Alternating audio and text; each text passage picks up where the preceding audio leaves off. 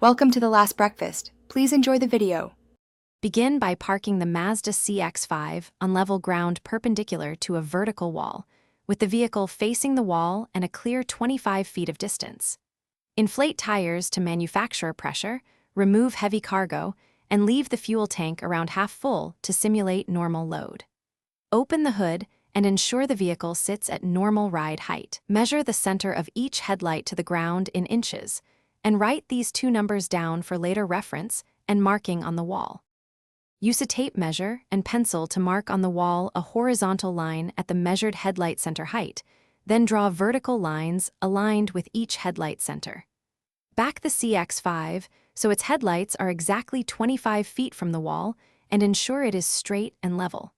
Turn on low beams and identify the brightest hotspot for each headlight. The general target is to align the driver's side hotspot with the horizontal center line, while the passenger side hotspot should be slightly lower. Open the hood and find the vertical and horizontal headlight adjuster screws behind each headlight assembly.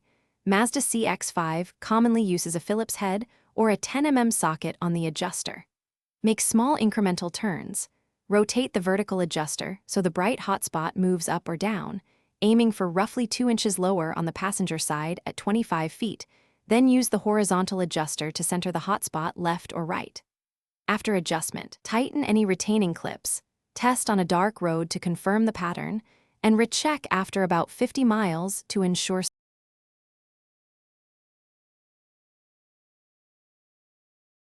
Thanks for watching. If this was helpful, leave a like and consider subscribing. See you next time.